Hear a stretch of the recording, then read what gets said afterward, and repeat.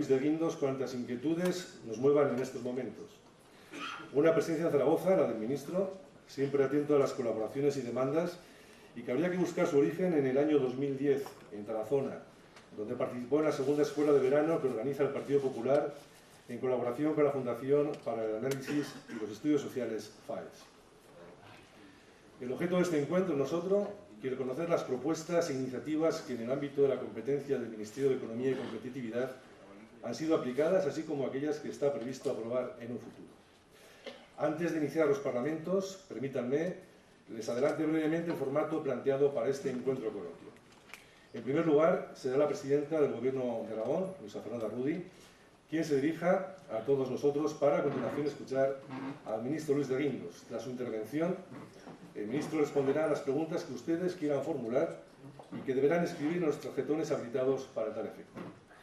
Sabemos, nos consta, que Luis de Guindos no es hombre de divagaciones y rotundo en sus respuestas, lo que va a permitir, seguro, que conteste a la práctica totalidad de cuestiones que le quieran plantear.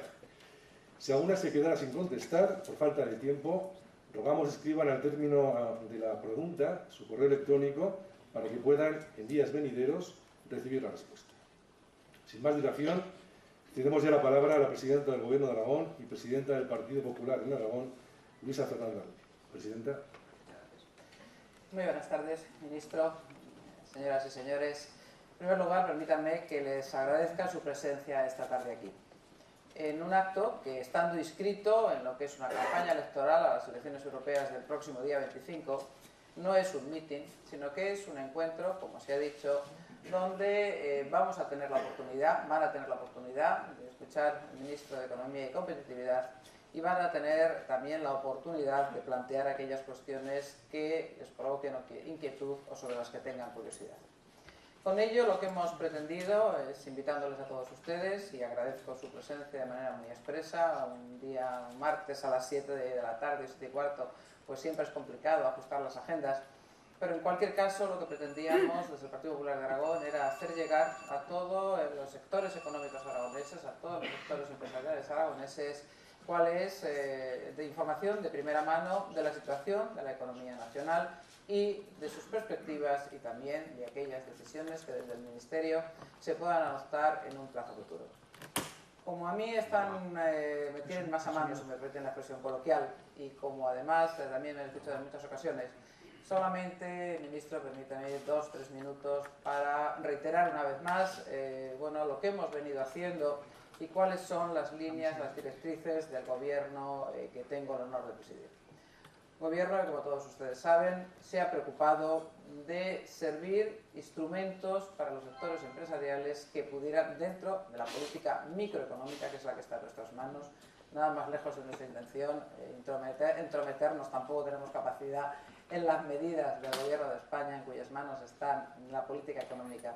Pero sí hemos pretendido, hemos fijado 2 o 3 líneas básicas que son las que hemos seguido. Por una parte, desde que llegamos, hemos aplicado políticas de control del gasto público, intentando eliminar única y exclusivamente aquel gasto que no era productivo bien porque no originaba retornos sociales o porque no originaba retornos económicos. Y hemos aplicado un plan de control de gasto corriente, también de reordenación del sector público y distintas iniciativas en esa línea.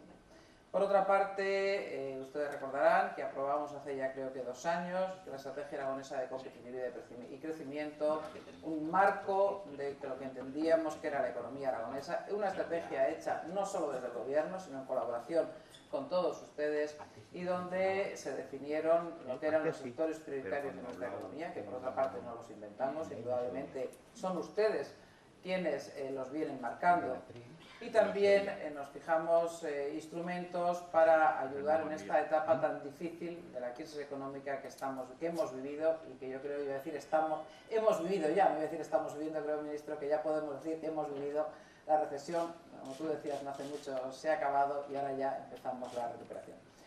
En las líneas que un gobierno autónomo tiene. Por una parte, buscando la simplificación administrativa. Yo reitero, y lo saben ustedes, que creo que desde un gobierno lo primero que hay que hacer es no molestar a quien, si me permiten la expresión entre comillas, a quien tiene capacidad de emprendimiento, a quien tiene capacidad de generar riqueza, a quien tiene capacidad de crear empleo. En segundo lugar, es facilitarle aquellos instrumentos que le puedan ayudar. Hemos acometido simplificación administrativa, simplificación legislativa, sobre todo en materia de medio ambiente, que en muchas ocasiones dificulta tremendamente el ejercicio o el inicio de determinadas actividades. Y por otra parte, hemos buscado instrumentos de financiación. Por cierto, al mes que viene vamos a tener una feria de financiación. Le habíamos invitado al ministro, pero me dicen que estás fuera de España y que no puedes venir. Es una, no voy a decir que sea novedoso, pero sí es cierto que de la misma manera que con Avalia o con la Suma Teruel o con los instrumentos financieros que tiene el Gobierno hemos procurado facilitar la financiación también a través del Banco Europeo de Inversiones y ha dado un buen resultado, avalando nosotros y aportando otros 100 millones al Banco Europeo de Inversiones y 100 millones de entidades financieras que han permitido poner a disposición, sobre todo de las pymes, para circulante y para inversión en muy buenas condiciones. Y en esa misma línea hemos venido trabajando. Al mismo tiempo hemos servido también, está el presidente de la Cámara de Comercio de Zaragoza, no sé si está Teruel y Huesca, probablemente están por ahí, no les veo, pero en cualquier caso hemos colaborado estrechamente con ellos y vamos a seguir colaborando para facilitar la internacionalización. Y para ello, además de todas las medidas, pues hemos venido, bueno, quizá en alguna novedosa, hemos llamado aquí, se ha firmado lo que hemos llamado empresas tractoras, aquellas empresas, no solo aragonesas, hay alguna multinacional que por su cercanía de su presidente con Aragón, pues lo ha firmado también, son aquellas que ya tienen sus mercados abiertos, que sirvan de apoyo y de tracción a las pymes. Y ya por último, saben ustedes que en el Gobierno de Aragón estamos inmersos en un proceso, en una acción que yo he denominado Vender Aragón, en una hoja de ruta en la cual hemos elaborado lo que es el cuaderno, llamamos el cuaderno de ventas de Aragón, nuestros puntos fuertes de Aragón y de su economía, y lo estamos difundiendo por ahí, incluso con ayuda de algunos de ustedes que nos han servido de apoyo en nuestras salidas. Lo hemos hecho ante inversores de Madrid, lo hemos hecho ante inversores catalanes, lo hemos hecho ante inversores valencianos y seguiremos haciéndolo ante inversores del País Vasco y también de Andalucía y seguramente de Galicia.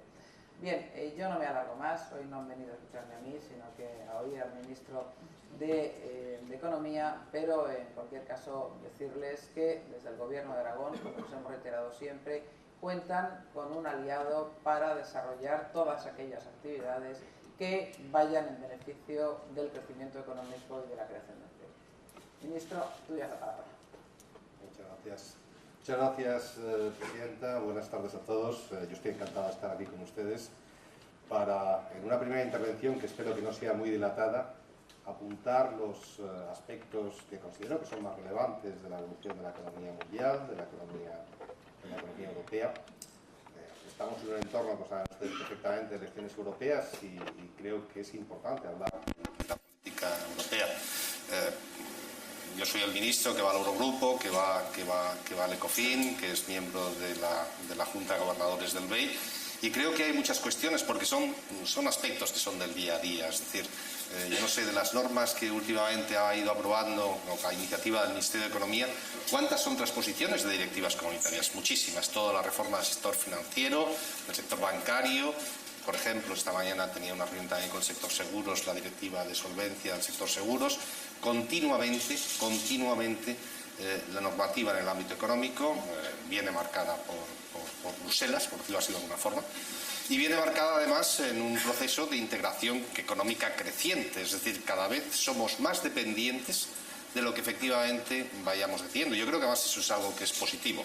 Tenemos una moneda única, un tipo de interés único, tenemos un tipo de cambio único, vamos a tener un sistema bancario europeo supervisado por una entidad única, que es el Banco Central Europeo, con un mecanismo único de resolución, con un fondo de resolución único. Es decir, cada vez vamos a un proceso en el cual cedemos soberanía a los Estados nacionales y nos hacemos más europeos. Pero eso es la lógica, esa es la lógica del proceso que nos hemos dado, en el cual estamos avanzando, y como decía anteriormente, además yo espero que en los próximos meses, en los próximos trimestres haya un acto cualitativo. Y después haré unas consideraciones sobre la economía española. En el contexto internacional, hombre, siempre esto se suele decir cada vez que pasa una intervención de este tipo, que vivimos un momento trascendental, ¿no? Es decir, todos los momentos son trascendentales, ¿no? Pero sí, lo que vivimos es un momento de una cierta inquietud en el contexto internacional en las últimas semanas. ¿Por qué? Porque, por ejemplo, en el caso de Estados Unidos salieron datos de crecimiento en el primer trimestre que no eran excesivamente buenos, que tenían que ver fundamentalmente con el tiempo climatológico de Estados Unidos, que tuvieron un montón de tormentas y un montón de dificultades desde el punto de vista atmosférico, y evidentemente eso afectó. Pero también ha tenido que ver con la política monetaria en Estados Unidos. En Estados Unidos se están retirando los estímulos extraordinarios, que llevaba mucho tiempo, prácticamente desde el inicio de la crisis, implementando la Reserva Federal. Eso tiene una parte buena. La parte buena fundamentalmente es que volvemos a la normalidad. Tiene una parte de incertidumbre porque, bueno, le estamos quitando las muletas, por decirlo de alguna forma, al paciente, en este caso la economía americana, y esto ha tenido más repercusiones sobre los países emergentes. Y por lo tanto estamos en un momento en el cual estamos viendo, además uno cuando analiza los mercados de capitales en Estados Unidos, lo que se ve es que los tipos de interés de los bonos, los rendimientos de los bonos bajan, lo cual sería una señal de desaceleración económica, y están bajando tanto en términos nominales como reales. Pero por otro lado, cuando uno ve el mercado de renta variable, pues la señal es la contraria, porque estamos en situaciones prácticamente de máximos, lo cual indicaría que efectivamente está habiendo una recuperación económica en Estados Unidos. Por tanto, con eso, como decía anteriormente, es un momento de encrucijada, es un momento de dificultad, en el cual yo creo que la economía americana tiene que ser la que aporte, sea el motor del crecimiento en los próximos trimestres, aunque en los últimos, por decirlo de una forma, en las últimas semanas, en los últimos días, hemos visto algunas señales de incertidumbre. En Europa también tuvimos, el jueves de la semana pasada, Eurostat publicó los datos de crecimiento tanto de la Unión como de la zona euro. Y la verdad es que, si me permiten ustedes, defraudaron porque aunque el mercado estaba esperando, los analistas estaban esperando un crecimiento trimestral del 0,4, sin embargo, Eurostat nos dijo que era el 0,2. Y además nos dijo el 0,2 con divergencias. Alemania crece mucho, el 0,8. Sin embargo, Francia se ha estancado, Italia ha vuelto a tasas de crecimiento negativas. El caso de Holanda es más complicado porque también depende de factores extraordinarios que llevaron un crecimiento muy fuerte a finales del año pasado, en el último trimestre, que se ha visto compensado este año. Y después la sorpresa positiva, si me permiten ustedes, ha sido España, que por primera vez desde el año 2009 hemos tenido una tasa de crecimiento trimestral que prácticamente ha doblado, hemos crecido el 0,4, mientras la tasa de la zona euro era el 0,2. De cualquier forma, han sido datos, como decía anteriormente, que han defraudado, que han generado incertidumbres porque además estos datos de crecimiento vienen con un nivel de inflación muy reducido, con un nivel de inflación del 0,7%. Entonces eso de algún modo pues alienta los fantasmas de que con una inflación tan baja es difícil que se asiente una recuperación que está ahí, que evidentemente lleva ya pues prácticamente 3-4 trimestres con tasas de crecimiento trimestrales positivas, pero que le está costando, si me permiten ustedes la expresión, coger velocidad de crucero en la zona euro. Lógicamente, las miradas en todos estos momentos están centradas en el Banco Central Europeo, en la reunión de junio. Yo creo que el planteamiento que está haciendo el Banco Central Europeo es muy razonable, es el planteamiento correcto, y yo estoy convencido que efectivamente, pues tal como ha indicado su presidente, pues tomará las medidas que considera adecuadas para hacer frente a los riesgos de la zona euro en estos momentos. Simultáneamente, sin embargo, esta es la parte, por decirlo de una forma, más de coyuntura, pero en la parte estructural, déjenme que les diga una cuestión. El euro hace un año y medio era el principal problema para la estabilidad financiera del mundo. Existían muchísimas dudas sobre el futuro del euro. Esas dudas sobre el futuro del euro, sobre incluso la integridad de la moneda única, era una realidad y lógicamente penalizaba a países que se consideraban entonces como los más vulnerables, como era el caso de España. Eso hoy no se da más. Es decir, hoy podemos discutir si efectivamente la tasa de crecimiento puede ser un poquito superior, si existen dudas sobre la recuperación, pero nadie duda sobre la integridad del proyecto de la zona euro. ¿Y por qué? Pues fundamentalmente porque se han tomado decisiones muy importantes. Se han tomado decisiones que han tendido a eliminar lo que los expertos denominan los riesgos de cola. El riesgo de cola es el riesgo de que pase algo extraordinario, es de una ruptura del euro, que efectivamente hubiera una situación de pseudo colapso del euro. Y eso se debe fundamentalmente a porque se han tomado decisiones importantes en el ámbito de la unión bancaria. Es decir, nosotros teníamos un Banco Central Europeo, ese Banco Central Europeo estableció una política monetaria única, pero posteriormente los canales a través de los cuales se distribuían los efectos de esa política monetaria, que en una economía muy bancarizada como la europea siempre son los intermediarios financieros, siempre son los bancos. Sin embargo, como consecuencia de dudas sobre la capacidad de los diferentes tesoros para sacar adelante, en el supuesto que hubiera dificultades entre los bancos de los diferentes países, llevaba a que se estuviera dando una fragmentación de los mercados de capitales. La respuesta que se ha dado, y que evidentemente es la respuesta adecuada, ha sido la creación de la Unión Bancaria. La Unión Bancaria son tres pilares. Son un supervisor único, ya los bancos nacionales, los bancos centrales nacionales colaborarán con el Banco Central Europeo, pero los criterios de supervisión y la estrategia de supervisión va a ser única. Por otro lado, también vamos a tener, cuando los bancos tengan problemas, una directiva única para inyectar capital, en la cual todos los bancos de cualquier país tendrán el mismo comportamiento y se establecerán, en primer lugar, se impondrán pérdidas en función de un orden que está preestablecido. Y por otro lado también vamos a tener un fondo de resolución único, es decir, que cuando hay que inyectar capital, ese dinero se cogerá de un fondo, que es un fondo que va a estar mutualizado, que va a acabar absolutamente mutualizado, que será un fondo europeo. Por lo tanto, ya la cuestión es que no vamos a tener ni bancos españoles, ni bancos italianos, ni bancos alemanes. Vamos a tener bancos europeos. Y nos queda una tercera decisión, que tomaremos a lo largo de este año, que es crear un fondo de depósitos, de seguros, de cobertura ante el riesgo de pérdida de depósitos único para el conjunto de Europa. De definitivas cuentas, esa es la respuesta a las dudas sobre la unión monetaria. Fue el avance en el proceso de integración y de corregir los defectos que teníamos desde el punto de vista del mecanismo. También se han tomado otras decisiones, y yo creo que se va a continuar avanzando, en el ámbito de la política fiscal. Yo siempre digo que en el mes de octubre, antes que los parlamentos nacionales, los parlamentos autonómicos, aprueben sus presupuestos, en el Eurogrupo, la Comisión nos dice la opinión sobre los borradores de presupuesto de los diferentes países. Y nos da indicaciones que son de obligado cumplimiento al respecto. ¿Con esto qué quiero decirles? Lo que quiero decirles es que evidentemente hay un proceso de integración también en el ámbito fiscal, y yo creo que también está llegando a través de lo que es el procedimiento de análisis de los desequilibrios excesivos a todos los ámbitos de la política económica. Por eso, Europa, y esto enlaza lógicamente con las elecciones tan importantes como las del domingo próximo, cada vez es más relevante, cada vez tiene una importancia mayor en la política económica de los diferentes países. Por eso, el día 25, como siempre se ha dicho y como se está diciendo desde todos los entornos, son unas elecciones tan importantes o tan relevantes, que me permiten ustedes, como las elecciones nacionales, domésticas, de elecciones generales o municipales o autonómicas. Nos jugamos muchísimo al respecto. La economía española.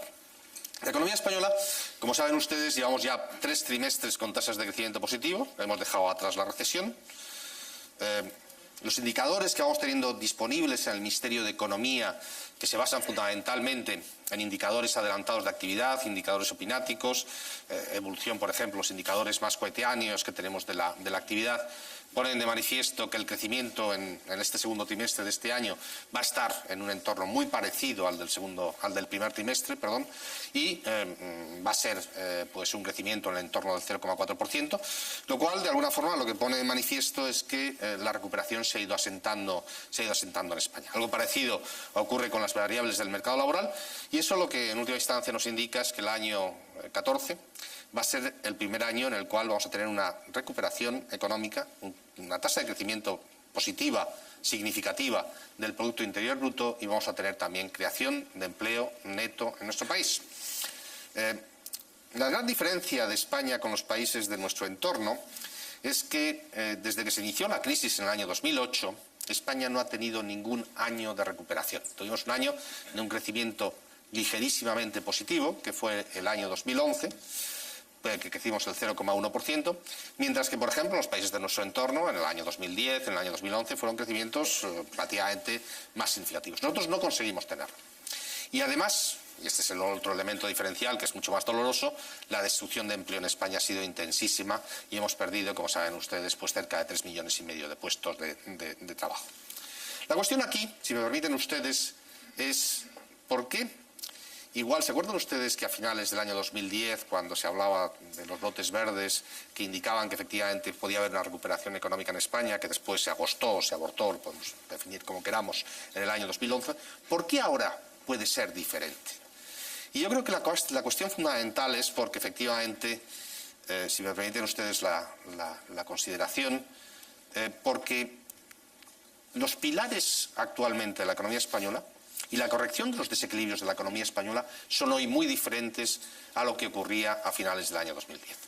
En primer lugar, si uno analiza las causas de la crisis diferencial en España y vamos viendo la situación entonces y la situación ahora, creo que se puede hacer un paralelismo que de alguna forma nos ilustra sobre lo que puede ser la potencialidad de la recuperación. Ahí, si me permiten ustedes, en el año 2010, por ejemplo, la economía española era una economía extremadamente endeudada por parte del sector privado. La deuda del sector privado, tanto empresas no financieras como familias, era del 230% del PIB. En este momento, las empresas en España y las familias en España han llevado a cabo un proceso de reducción de su nivel de deuda muy relevante. Hemos reducido prácticamente 300.000 millones de euros de deuda privada. Y eso, lógicamente, nos hace mucho menos vulnerable y hace que ese necesario ajuste de los niveles de deuda a lo que tienen que ser los entornos adecuados, pues cada vez se haya realizado de una forma importante. Por otro lado, en segundo lugar, también si uno mira, que además estaba relacionado con el tema de la burbuja de crédito, con el excesivo volumen de crédito, la situación del sector inmobiliario, lo que se empieza a percibir es que ya empieza a haber segmentos del mercado inmobiliario que, tras un ajuste muy intenso, que de media ha sido el 35% de sus precios, empieza ya a verse que empieza a tocarse suelo en determinados segmentos. Eso, lógicamente, son señales también, como decía anteriormente, positivas. Fundamentalmente porque la vivienda, como saben ustedes, es el principal activo de las familias españolas y también es un activo muy importante y tiene implicaciones desde el punto de vista de lo que es la solvencia de los balances bancarios. En tercer lugar, la tercera razón por la cual yo creo que ahora estamos en una posición distinta a la del año 2010 es porque la solvencia del sistema financiero español es también diferente. En el año 2010 existían muchísimas dudas sobre una parte de nuestro sistema financiero que, además, de forma injusta se generalizaban a la totalidad, y desde entonces se han tomado medidas de incrementar provisiones de una forma muy importante. En el año 2012 las provisiones que realizó el conjunto del sistema bancario fueron 86.000 millones de euros. Por otro lado, el sistema bancario español incrementó su capital en 50.000 millones y creamos la figura del Banco Malo, que el Banco Malo, en última instancia, lo que hizo fue liberar a los bancos que fueron nacionalizados de una serie de activos, los más tóxicos, que era el crédito promotor, 100.000 millones de euros, que se los quedó el Banco Malo y que salen de los balances de los bancos nacionalizados y que produce un efecto de limpieza muy importante. Por tanto, hoy, si me permiten ustedes, igual que a finales del año 2011, principios del año 2012, existían muchas dudas y el sistema bancario español hubiera generado muchísimas dudas de su capacidad de superar los test de estrés, que es una prueba que se va a realizar en los próximos meses antes de que el Banco Central Europeo sea el supervisor único, sea el responsable de la supervisión única en Europa. En estos momentos el sistema bancario español está bien preparado para hacer frente a esos test de estrés. Nosotros ya hemos tenido aquí nuestros test de estrés, hemos tenido nuestro proceso de valoración de activos con la intervención de expertos independientes. Es decir, yo digo lo mismo, más importante que las provisiones, más importante que el capital, más importante que la creación de Sareb ha sido la transparencia. La transparencia es importantísima, como saben ustedes perfectamente, en el entorno económico-financiero. Y por otro lado también, en el ámbito de las cuentas públicas, la situación es completamente distinta. En el año 2010 nuestro déficit público iba por encima del 9%, estaba prácticamente en un entorno próximo a los 2 dígitos. En estos momentos, como saben ustedes, todas las administraciones públicas, hay que decirlo, locales, autonómicas, la administración central, han hecho un esfuerzo.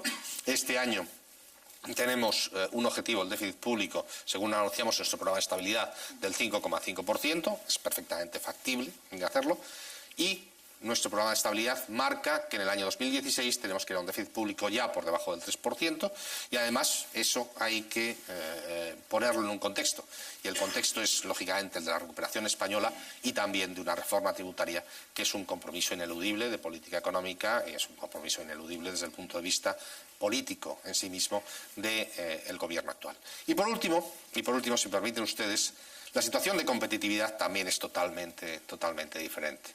Ahí la reforma laboral ha ayudado muchísimo. Hemos llevado a cabo un proceso de ajuste de nuestros costes laborales unitarios muy importante, muy importante. Hemos ganado muchísima competitividad. Hemos ganado además competitividad sin devaluación del tipo de cambio, lo cual tiene una serie de efectos positivos porque las consecuencias de dicha ganancia de competitividad van a ser muy estables en el tiempo y, evidentemente, el primer elemento que yo vi que efectivamente empezaba a convencer a los inversores internacionales sobre la solvencia de la economía española era la evolución de la exportación. Sí, la evolución de la exportación, cuando se veía que efectivamente pues España crecía en años difíciles, como fue el año pasado o en el año 12, crecía la exportación el doble de lo que crecía el ritmo del comercio internacional, ponía de manifiesto que este país era un gran país con un nivel de empresas y con una capacidad de ganar cuota de mercados en los mercados internacionales pues prácticamente muy elevada. Es decir, eso fue, si me permiten ustedes, yo que he vivido el círculo, bueno, no sé si es el círculo, el itinerario, ¿no?, de el primer año de a ver cómo evitábamos que nos rescataran. Después, a partir de ahí, cómo convencíamos de que este era un país que tenía potencialidad. Y en estos momentos la primera señal positiva, si me permiten ustedes, fue la evolución de la exportación. Yo creo que a lo largo del tiempo ha habido dos aspectos que han sido fundamentales. Uno, nuestra competitividad, esa evolución de la exportación, y en segundo lugar, que tomábamos medidas contundentes para evitar la situación de falta de credibilidad y de falta de solvencia de alguna parte de nuestro sistema financiero. Cuando uno junta todos esos factores, creo que se lleva a una política que es a un contexto, un marco que es distinto al que ocurría a finales del año 2010. Yo creo que están puestas las bases de la recuperación. Creo que ahora lo que se trata fundamentalmente es de consolidar dicha recuperación. ¿Cómo se va a consolidar dicha recuperación? Yo creo que tenemos que hacer cuestiones, hay que continuar, como decía anteriormente, con el esfuerzo de reducción del déficit público.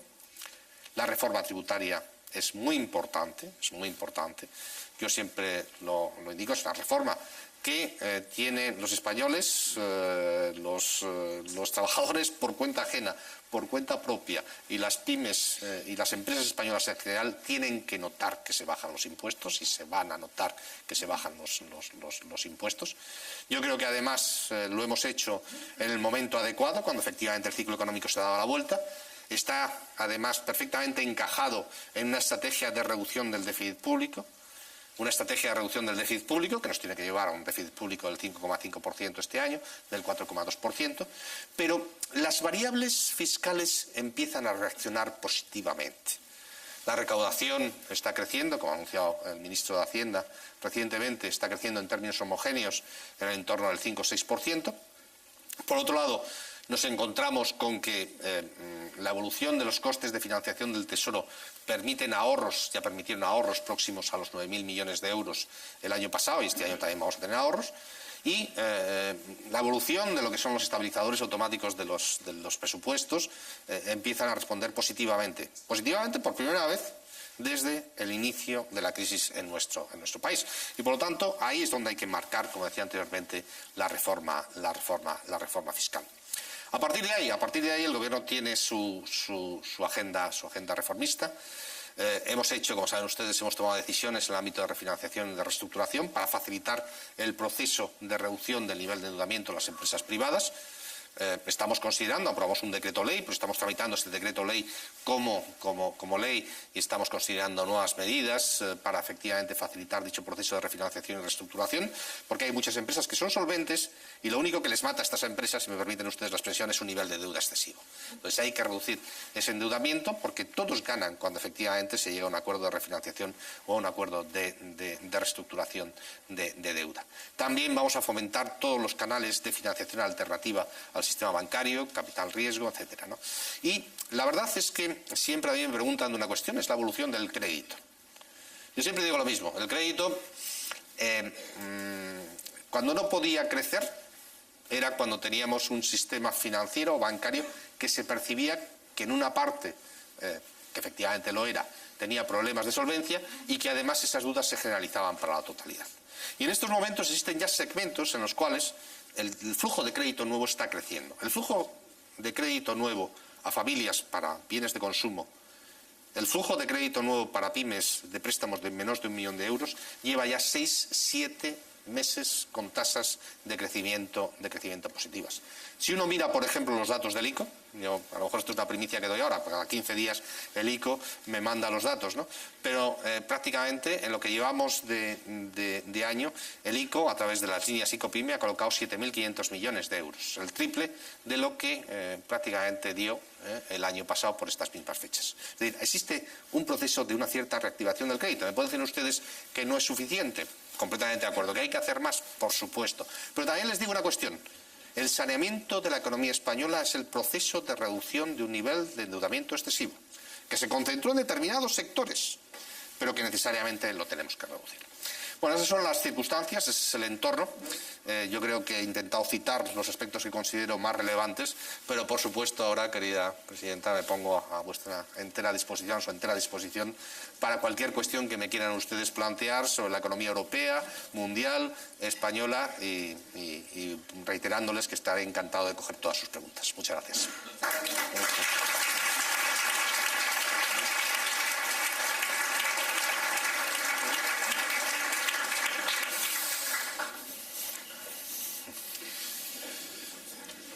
Ministro, lo hemos visto cómodo, tranquilo, y eso nos relaja a todos. Esperemos que las preguntas sean con la presidenta. Sean también. Hay un poquito de todo, de todos los palos. Y además casi todas tienen nombre y apellido. Ramón López Laborda, de IDOM, pregunta acerca de inversión pública en infraestructuras. Actualmente no supera el 1% del PIB, cuando venimos de porcentajes superiores al 4%. En su opinión, ¿cuál es el porcentaje de referencia en el que estaremos en un futuro? Yo no me atrevería a dar un porcentaje de referencia, ¿no? Hombre, yo en esto, si me permiten ustedes la confianza, en estos 2 años y pico, mirando para atrás, yo siempre digo que hemos tenido que tomar decisiones moviéndonos en el entorno del mal menor. Había que reducir el déficit público como fuera. Yo cuando llegué al Ministerio de Economía hice 2 cosas. Primero, pregunté cuánto dinero teníamos en caja. Me dijeron, no estaba mal, teníamos dinero en caja. Pero también otra que me preocupó mucho más. Pregunté, bueno, ¿y cuánto tenemos que emitir en los próximos 12 meses? Y me dijeron, pues mira, tenemos que emitir 200 millones de euros. 240.000 millones de euros eran 48 subastas de 5.000 millones de euros. 48 subastas es una subasta a la semana de 5.000 millones de euros. Bueno, lógicamente hubo un momento a partir del mes de abril en el cual los miércoles por la noche yo dormía fatal porque el jueves teníamos subasta y no sabía lo que iba a pasar. Hubo subastas en las cuales nos dieron únicamente 1.500 millones, cuando la media, vuelvo a repetir, era 5.000, que después fue más, porque tuvimos que levantar, aparte de eso, otros 30.000 millones de euros adicionales para hacer, ¿se acuerdan ustedes?, el plan de pago a proveedores, que era una necesidad ineludible, porque las empresas estaban entre la espada y la pared. Por un lado los bancos no daban liquidez y por otro lado las administraciones públicas no pagaban en su momento adecuado. Bueno, ese fue el contexto, lo quiero poner en ese contexto porque a veces hay decisiones que se tienen que tomar, es decir, nosotros tomamos decisiones durísimas en el ámbito de los impuestos, en el ámbito de la reducción del gasto corriente, en el ámbito del gasto público. ¿Yo qué es lo que creo? Lo que creo es que vamos a un entorno diferente, vamos a un entorno en el cual, como yo comentaba anteriormente, vamos teniendo con prudencia, porque los presupuestos tienen que seguir siendo austeros, un mayor margen de maniobra. Ya las urgencias, las dificultades enormes que teníamos en el año 2012 no se van a repetir. Hay una cuestión que también está ahí, es decir, yo no sé cuál es el nivel adecuado, lo que sí le puedo decir es que no es el actual. Nosotros necesitamos, lógicamente, continuar incrementando la inversión en infraestructuras, aunque también hay un cambio fundamental, es decir, los fondos estructurales que a nosotros nos llegaban en las últimas 2 décadas, pues ahora van a venir para otras cuestiones, van a venir centradas en formación, en I+D+I.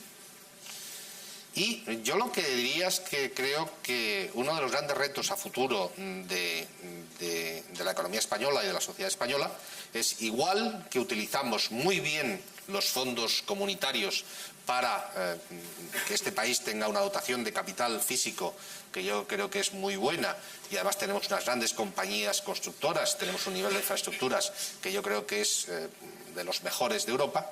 Estos fondos que nos van a llegar en el próximo periodo de sesiones de los fondos estructurales, que van a estar más centrados, por ejemplo, en el tema del I+D+I, en el tema de la formación, etcétera, los tenemos que aprovechar, y estoy convencido que el tejido empresarial español lo va a aprovechar, pero ahí tenemos que hacer un cierto cambio de orientación para que, igual que lo hicimos muy bien en el pasado con los fondos estructurales y la inversión pública, lo sigamos haciendo con otro tipo de actuaciones que son vitales también para el futuro de crecimiento de la economía española. Pero vamos, yo resumiendo, lo que le diría es que creo que la inversión en infraestructuras, y estoy convencido de ello, si usted me dice en los próximos 5 años, va a dejar de ser ese 1 y pico % del PIB y tiene que ir para arriba necesariamente. Bueno, el formato es media hora de respuestas, ¿verdad? Lo que usted quiera, lo que usted quiera. Hay muchas preguntas, por eso digo. Bueno, pregunta que formula Manuel Teruel, de Cámaras de Comercio. Las políticas, afirma Manuel, económicas en esta legislatura han permitido evitar rescate, ganarnos una reputación en Europa y mejorar la competitividad que se ve reflejada en el comportamiento del comercio exterior. Pregunta: ¿cómo podemos seguir aumentando esa mejora de competitividad para nuestras pymes a partir de ahora? Bueno, yo creo que es una cuestión fundamental. Yo creo que se ha hecho un esfuerzo desde el punto de vista de moderación salarial, y no solamente de moderación salarial, sino también de ganancia de eficiencia como consecuencia de un proceso de negociación colectiva más descentralizado.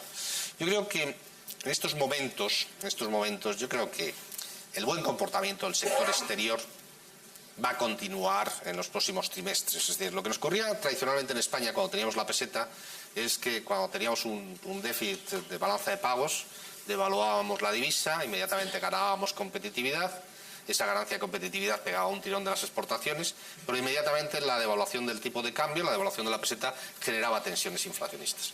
Ahora, sin embargo, lo hemos hecho de otra forma. Es decir, hemos tenido ganancias de productividad domésticas, moderación salarial, y hemos tenido lo que se denomina en la jerga una devaluación interna, una devaluación externa, y no tenemos el efecto lateral negativo que era los efectos inflacionistas. Es decir, nosotros tenemos ahora una inflación, como saben ustedes, del 0,4 y va a estar rondando en los próximos meses ese nivel, entre el 0 y el 0,5%.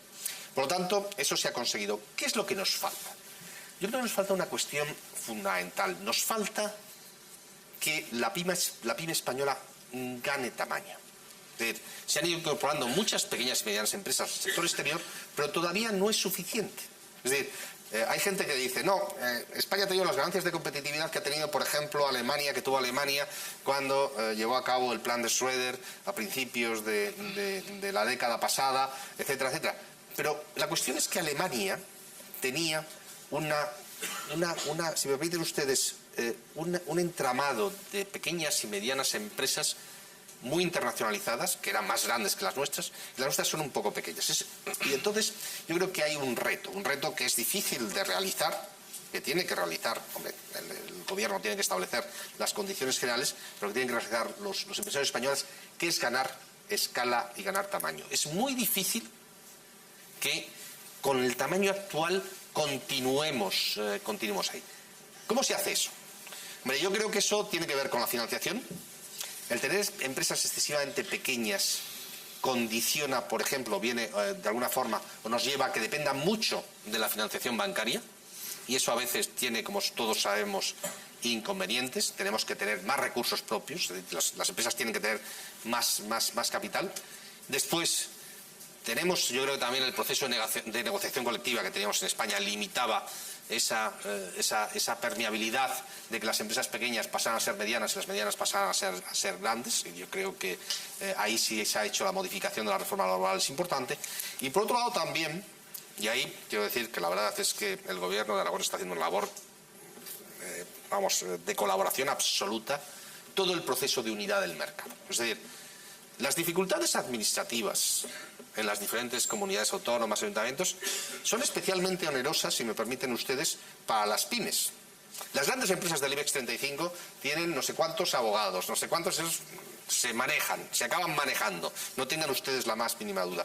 Pero efectivamente yo me he quedado sorprendido de la cantidad de normas que tiene que cumplirse en este país y que de algún modo limitan incluso que tengamos un mercado único interior en España. Por lo tanto, yo creo que el reto futuro de la competitividad, porque en algún momento, con los incrementos de productividad que nosotros estamos teniendo, pues lógicamente los salarios tendrán que ir adaptando. Pero desde luego hay otras cuestiones que todavía están pendientes, que son cambios estructurales, y el fundamental es que gane escala la pyme española, porque si no gana escala adicional es difícil que continuemos con el proceso de mejora de nuestra presencia en los mercados internacionales. David Vela, de Ambela, pregunta: Ministro, ¿cuándo se desarrollará un régimen sancionador de la ley contra la morosidad para el cumplimiento efectivo de los plazos de pago de empresas privadas y públicas para asemejarnos al resto de Europa? Bueno, el régimen sancionador es una cuestión complicada, es un tema que ha estado, como saben ustedes, de actualidad en estos momentos. Es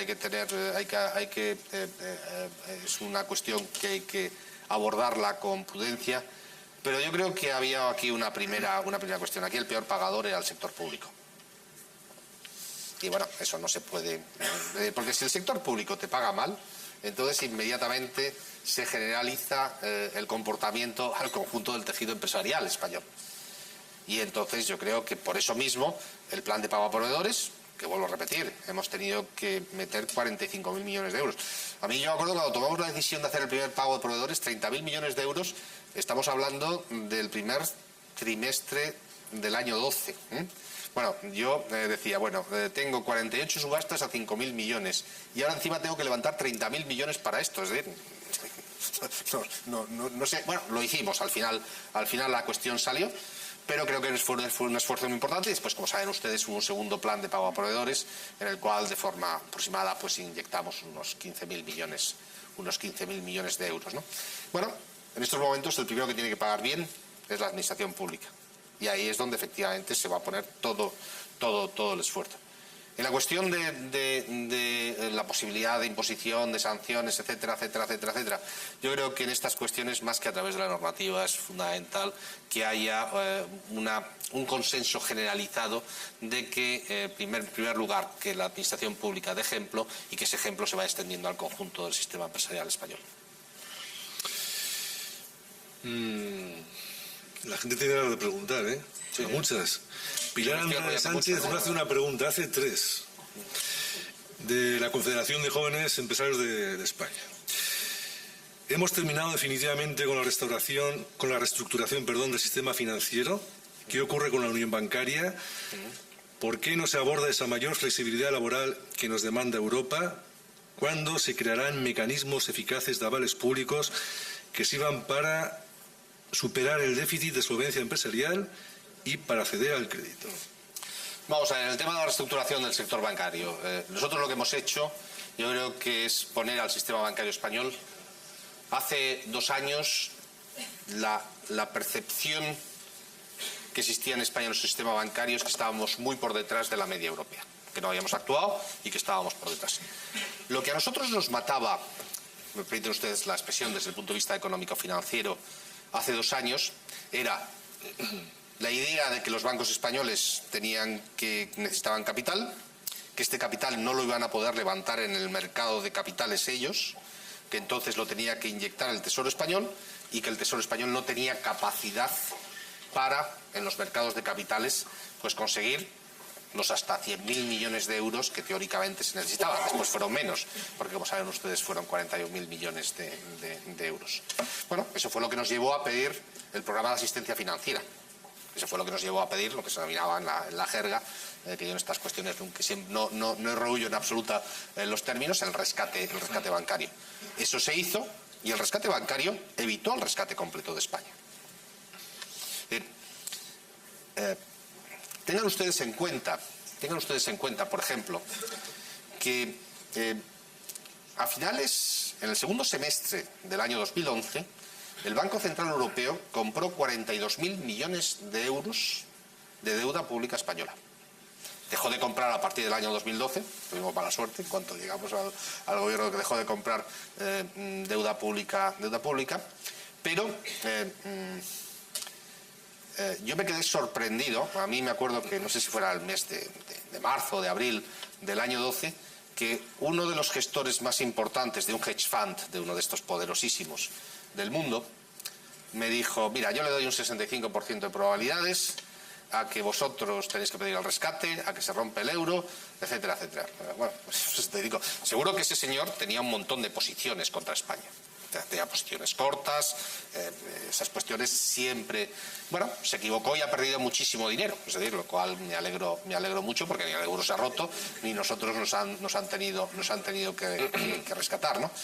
Pero con esto, ¿qué les quiero decir? Les quiero decir que evidentemente teníamos un problema de ligazón entre el riesgo soberano y el riesgo bancario. Eso se ha roto y en este momento, si uno pregunta a cualquier analista internacional ¿cómo está la banca española para pasar los test de estrés? Es decir, esa prueba de esfuerzo que va a pasar toda la banca europea. Pues no generamos dudas. En términos generales, en términos globales, el sistema bancario español se percibe que va a pasar sin problemas el test de estrés y que no va a necesitar ni ayudas adicionales de ninguna forma. Esto no ocurre en otros países. Eso no hubiera ocurrido hace 2 años.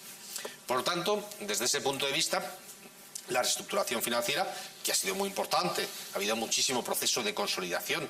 En estos momentos, pues en España pues teníamos 47 entidades bancarias hace 2 años y medio y en estos momentos pues tenemos 12, 13, 14. Y bueno, puedo decir, ¿esto implica menos competencia? Yo creo que es al revés. Como ahora son más solventes, han desaparecido todas las entidades zombies que teníamos anteriormente y actualmente las actuales están más en condiciones de poder competir. Con lo cual yo diría que la reestructuración bancaria en un porcentaje muy importante está hecho y lo vamos a ver, vamos a tener ahí el test de estrés, que efectivamente va a ser la prueba y el test efectivamente sobre la solvencia de nuestro sistema bancario. Después, esto está ligado a la disponibilidad de crédito. Si no hay bancos solventes, no tengan ustedes la más mínima duda que no va a haber crédito. Incluso yo les diría una cuestión, es decir, desde el punto de vista político es una crítica fácil decir que bueno, se han rescatado a los bancos.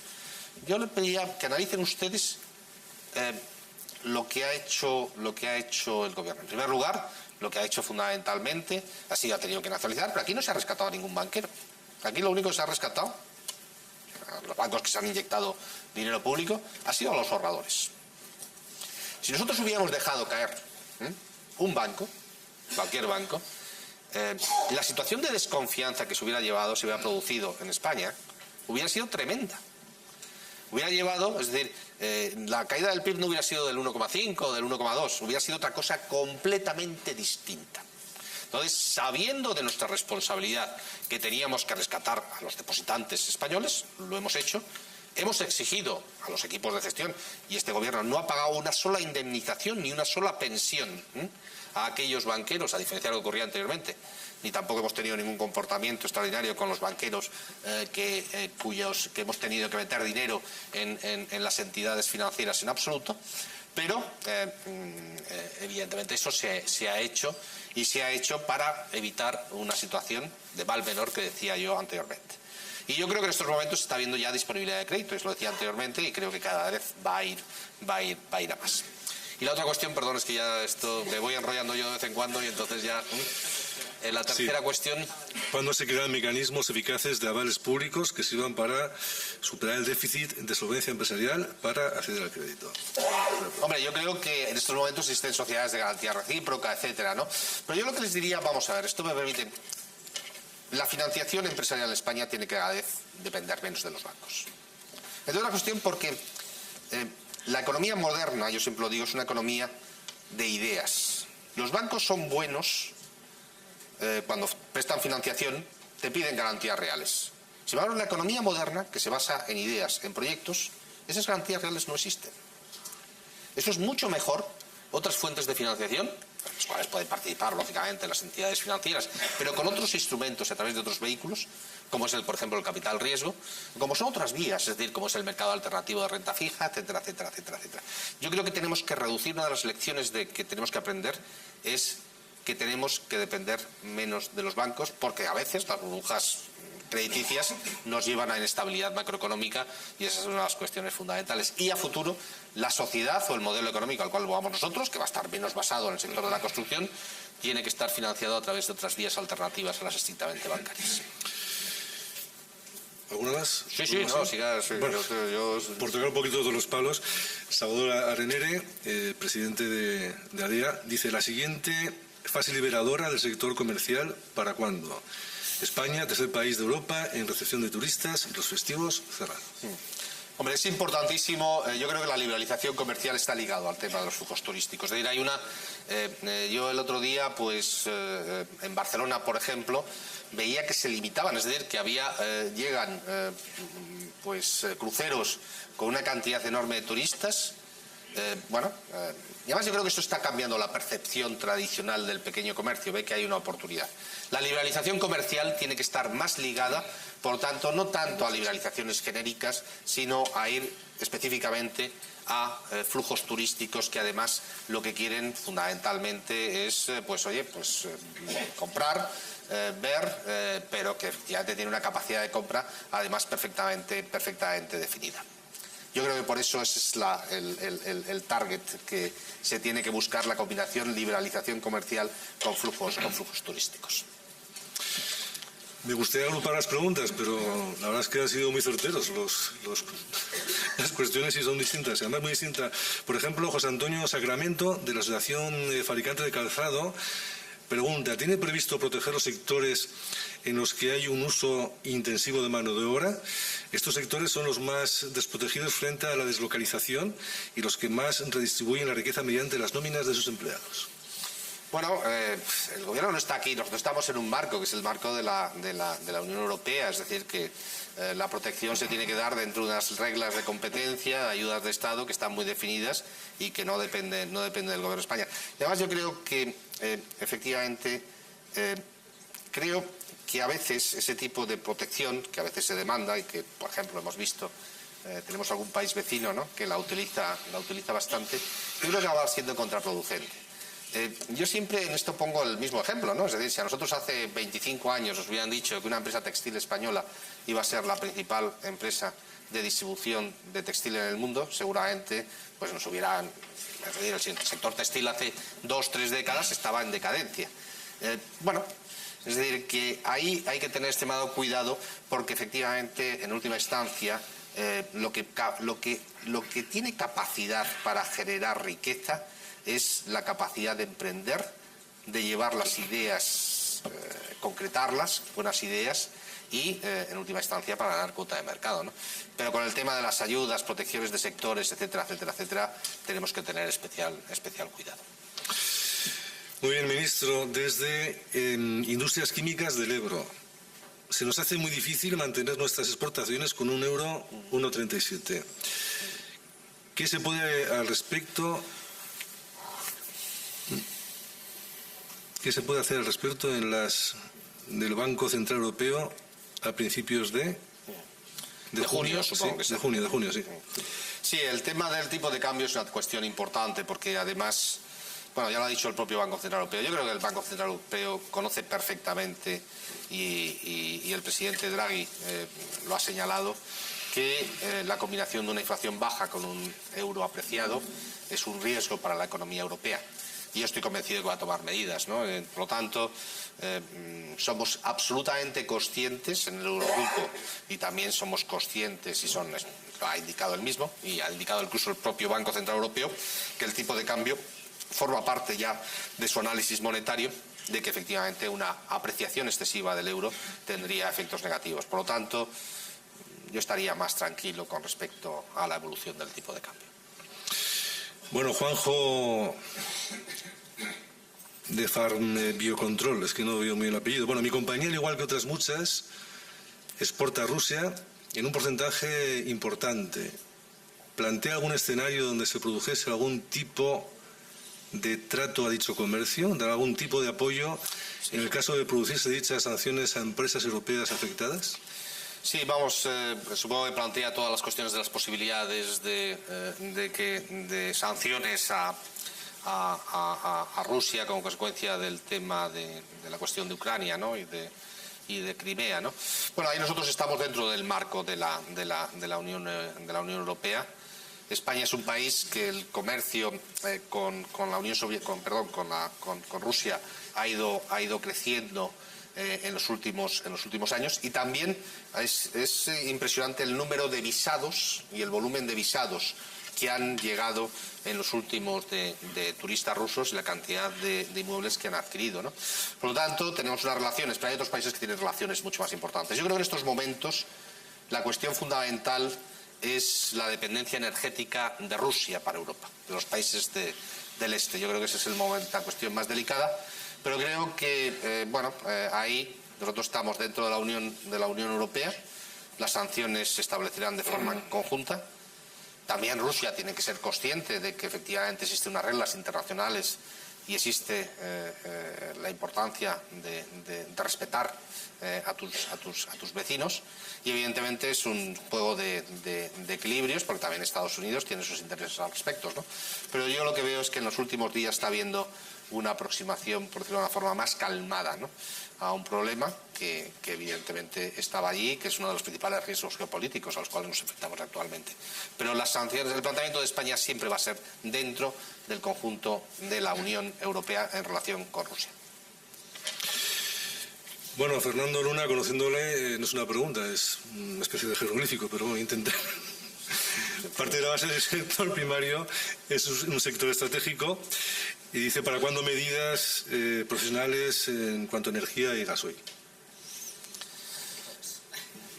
Bueno, el sector agrícola español está teniendo un comportamiento brillantísimo. Es decir, cuando uno ve en los últimos 5 o 6 años lo que está pasando con las exportaciones, además cada vez más elaboradas, con mayor valor añadido, es uno de los sectores que yo me quedo más sorprendido de la evolución de la exportación, lo cual indica que efectivamente tenemos un sector agrícola que se va ajustando a lo que es la demanda cada vez más sofisticada en los mercados, y que efectivamente el emprendedor español y el empresario agrícola español ya no es estrictamente un agricultor, si me permite usted la expresión, es un agricultor que es empresario, lo cual es algo que yo creo que es un cambio muy importante, ¿no?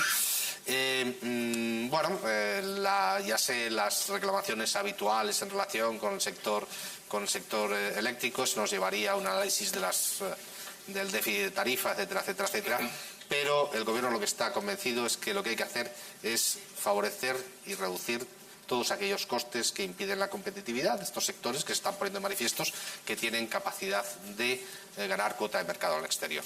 Y no se preocupen, que ahí vamos a estar. ¿Una más? ¿Está tiempo? ¿Sí? Hasta y media sin... No, hasta que yo avise. Ah, perfecto, correcto. Entonces ya no pregunto ya más. Moderador, muy nervioso. No, y claro, yo tengo José Antonio Puello, de la Federación Empresarial de Comercio y Servicios. ¿Para cuándo la aplicación del acuerdo europeo en la reducción de tasas de intercambio en las transacciones con tarjeta de crédito? Bueno, eso es una de las iniciativas que nosotros estamos favoreciendo. Nosotros vamos a favorecer aquí, el planteamiento nuestro es favorecer al comercio y al pequeño comercio. Es la instrucción que tiene nuestros representantes en el Parlamento Europeo, y creemos que hay que reducir esas tasas de intercambio, hay que hacer un planteamiento en Europa, pero el posicionamiento del Ministerio de Economía y del Gobierno español en general ha sido favorecer al comercio, y que efectivamente esas tasas de intercambio no dificulten las transacciones. Es decir, y creemos que además todo el mundo se puede beneficiar. Pero nuestro planteamiento va a ser apoyar al comercio en relación con las tasas de intercambio. No tengan ustedes, la instrucción que tenemos dados en el Parlamento Europeo y que vamos a defender en el Parlamento, en el Consejo, porque creemos que es lo mejor para la economía española. Esto es pregunta y petición. A ver si la puedo leer bien. Bueno, es de Ángel Urbano, de Urbina Sociedad Limitada. Nuestro grupo hace mucho tiempo que hace de la competitividad su bandera. No recibimos ayudas ni las solicitamos sin justificación. Planteamos que tenemos que pasar por entidades para la formación, que ni conocen ni entienden de nuestras necesidades, por lo que hemos decidido constituir nuestra propia escuela de innovación, pero comenzando por ser acreditado como centro de formación para recibir íntegros los fondos. ¿Nos pueden ayudar a conseguir este objetivo? Sí, por supuesto, en el Ministerio hay asesoramiento, lo podemos hacer. Yo comentaba anteriormente que la mayoría, que se va a producir un cambio importante en relación con los objetivos de las políticas que se van a financiar con fondos estructurales y con fondos comunitarios. Es decir, las infraestructuras han sido muy importantes y vamos a otro entorno, es decir, vamos a tener 4.000 y pico millones de euros en los próximos años para utilizar de fondos comunitarios en I+D+I. Ahí hay que hacer un cambio absoluto de mentalidad, porque tenemos que aprovecharlos igual de bien que aprovechamos los fondos estructurales para infraestructuras. Y evidentemente, además estamos haciendo otra cuestión. Cuando uno analiza el I+D+I, que depende del Ministerio de Economía y Competitividad, porque es un factor de competitividad, es curioso porque en España el problema es que las empresas, nuestro diferencial de I+D+I, medido como porcentaje del PIB, deriva fundamentalmente de las empresas privadas, no deriva del sector público. Es cierto que ha habido recortes porque hemos tenido que ajustar el gasto en I+D+I, pero donde tenemos un problema fundamental y donde nos doblan nuestros competidores europeos es en el gasto en I+D+I privado. Y ahí es donde efectivamente la combinación o el partenariado público-privado aprovechando fondos estructurales es una colaboración absoluta. También una de las iniciativas que estamos teniendo es el ICO pone a disposición de las entidades de capital riesgo 1.200 millones de euros. Lo que se pide es que el resto de las entidades de capital riesgo pongan aproximadamente 3 o 4 veces más de dinero, hasta llegar a unos 5.000 millones de euros, para invertir en capital. Y vamos a dedicar un porcentaje de eso para fondos de capital riesgo especializados en I+D+I. Porque a veces se habla mucho de la necesidad de financiación, y vuelvo otra vez a lo mismo. A veces lo que le falta de verdad a la empresa española no es tanto financiación, recursos ajenos o financiación ajena, como capital, recursos propios. Es decir, inversión en el capital de las entidades. Ahí es donde efectivamente a veces fallamos. Y creo que también en el ámbito del I+D+I es una necesidad absoluta. Pero vamos, por supuesto, y el Ministerio de Economía y la Secretaría de Estado de I+D+I está a su entera disposición. Anónima, pero no se preocupe, que está muy formulada. ¿Hay alguna mejora de la percepción exterior de la economía española? ¿Se refleja de alguna manera en la llegada de inversiones? Sí, claro, está llegando. Es decir, eso se ve. Todas las variables financieras de la economía española han mejorado. Es decir, yo el otro día miraba una. El coste de comprar un seguro por el impago, ante el impago de España, que existe, que es un instrumento que existe, se llama el CDS, eso, ¿saben ustedes por cuánto se ha reducido su coste en los últimos año y medio? Se ha dividido por 6. Ese es el indicador más claro de que efectivamente, si un señor se pedía mucha cobertura del riesgo España, era porque efectivamente tenía dudas al respecto y lógicamente la persona que ofertaba dicha protección exigía que la prima fuera alta. Prácticamente en el último año y medio se ha reducido el coste de esa prima por 6. Bueno, es un indicador, ya no es la prima de riesgo, pero por ejemplo, hoy Adif ha emitido 1.000 millones. Bankia, que no lo hubieran dicho, pues emite en los mercados de capitales. Hemos sido capaces de colocar un 7,5% de Bankia y nos han dado 1.300 millones de euros por ese 7,5% y todavía tenemos más del 50%. Bueno, son señales de que efectivamente en España existe. En estos momentos España es un centro de atracción. Yo a veces constato que existe más confianza del inversor institucional extranjero que incluso desde el punto de vista doméstico, aunque hay un dato que de alguna forma pone de manifiesto que hay algo desde el punto de vista de inversión que se está moviendo, y es que las importaciones de bienes de equipo en el último trimestre, por ejemplo, están creciendo al 30%. Y España, lógicamente, en cuanto hay un tirón de consumo, hay un tirón de inversión, una economía absolutamente abierta, esas importaciones, esos productos importados de consumo o de capital inmediatamente crecen, y ese es el indicador, junto con la evolución de la recaudación, de que efectivamente la demanda doméstica hay una cierta recuperación. Una última y ahora que sí, el índice de morosidad bancaria lleva 3 meses reduciéndose. ¿Significa esto que estamos en la fase de estabilización del sistema financiero? Hombre, el índice de morosidad es un índice que a veces, yo siempre digo lo mismo, mira para atrás, porque es lo que está haciendo recoger la realidad, Después, como todo índice, es un ratio, y entonces es el ratio de préstamos morosos en relación con los préstamos totales. Como está habiendo una reducción del crédito total, pues también ese denominador se está reduciendo, y yo creo que después existe otro factor, ¿no?, que también es importante, y es que, de las crisis bancarias, lo que saca cuando uno analiza las crisis financieras y bancarias, la salida siempre de las crisis bancarias y financieras pasan por dos cuestiones. Una, menos importante, aunque sí relevante, que es hacer las cosas correctamente, y en segundo lugar la recuperación económica. La recuperación económica es lo que te saca de una crisis financiera y de una crisis bancaria, y si uno analiza lo que ha ocurrido en las crisis bancarias los últimos 2-3 años, siempre son las recuperaciones económicas. Bueno, a mí me gusta ser buen anfitrión y me hubiera gustado que se llevara para casa uno de los excelentes postres que tenemos en esta tierra, pero le voy a dar estas tarjetas, vamos a ver aquí, a mi compañera para que conteste, como hemos dicho, por correo electrónico. Bueno, es una broma, vamos a cerrar, no, que contestarás, va en serio, la broma es lo que decía yo. Que vamos a cerrar el acto agradeciéndoles la presencia, lógicamente, a todos ustedes, también a la presidenta del Gobierno de Aragón, Luisa Fernanda Ruiz, por su invitación. Y obviamente gracias al ministro de Economía y Competitividad, Luis de Guindos, por su amabilidad, por su certeza, por haber hecho un paréntesis en su sabemos apretada agenda y haber compartido con todos nosotros unos más que interesantes minutos. Lástima no saber de economía. Digo yo. Muchas gracias. Muchas gracias.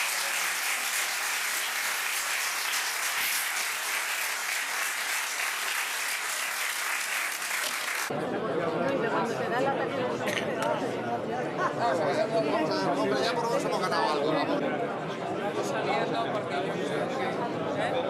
yo creo que hay una copa afuera. Vamos a ver, déjame que tires del ministro para afuera y tomemos la copa afuera, que si no lo monopolizas y te lo quedas aquí para afuera. Hombre, te he visto hoy 2 veces, macho. Así fue, pues con toda la gente que se puede